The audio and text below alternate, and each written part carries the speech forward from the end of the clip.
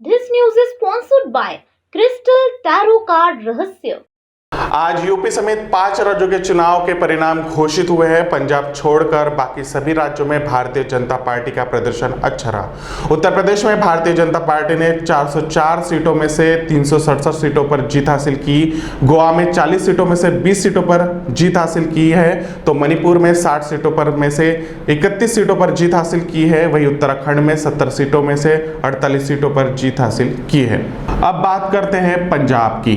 पंजाब की 117 विधानसभा सीटों में से आम आदमी पार्टी ने निर्णायक बहुमत हासिल किया है। कांग्रेस ने पंजाब में अरविंदर सिंह को सीएम की कुर्सी से हटाते हुए दलित चेहरे पर दाव लगाते हुए चरणजीत सिंह चन्नी को मुख्यमंत्री बनाया था। पंजाब में कांग्रेस ने दलित कार्ड खेला था, जो असफल हुआ।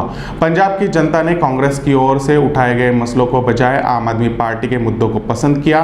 पंजाब में बेरोजगारी और नशाखोरी के मुद्दे जैसे गंभीर मसले थे।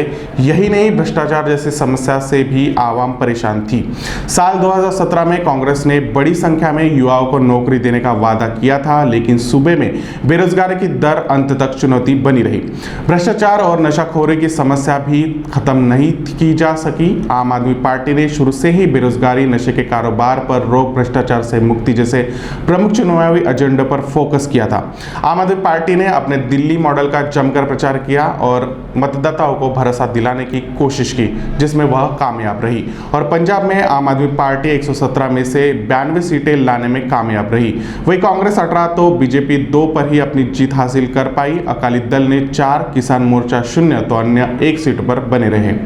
उत्तर प्रदेश में भारतीय जनता पार्टी ने 404 सीटों में से 267 सीटों पर जीत हासिल की है। सपा ने 131 सीटों पर अपनी पकड़ बनाई, तो बसपा का सुपड़ा साफ होकर सिर्फ 1 सीट पर बसपा के हाथ लगी है। कांग्रेस को यहां मुंह की खानी पड़ी है। कांग्रेस का कैंपेन प्रियंका गांधी द्वारा रन करने के बाद भी सिर्फ 2 ही सीटें कांग्रेस के हाथ लगी है, या अन्य के पास 2 सीटें गई है। गोवा राज्य में 40 सीटों में से बीजेपी ने 20 सीटों पर अपनी पकड़ बनाते हुए जीत हासिल की है। यहाँ कांग्रेस 12 सीटों पर ही पकड़ बना सकी। वहीं टीएमसी ने यहां अपना नसीब आजमाया और 2 सीटों पर जीत हासिल की, तो आम आदमी पार्टी के पास 2 सीटें गई है। महत्वपूर्ण बात यह रही कि भाजपा के पूर्व मुख्यमंत्री मनोहर पर्रिकर के बेटे उत्पल पर्रिकर ने यहां बागीते और अपनाते हुए पर्चा भरा था, मगर वह जीत हासिल नहीं कर पाए और हार गए। मणिपुर में 60 सीटों में से भारतीय जनता पार्टी ने 31 सीटों पर अपनी जीत हासिल की है। कांग्रेस को यहां सिर्फ 5 सीटें मिली है, तो क्षेत्रीय पार्टी एनपीएफ को 8 सीटें मिली है और जेडीयू ने 6 सीटों पर जीत हासिल की है।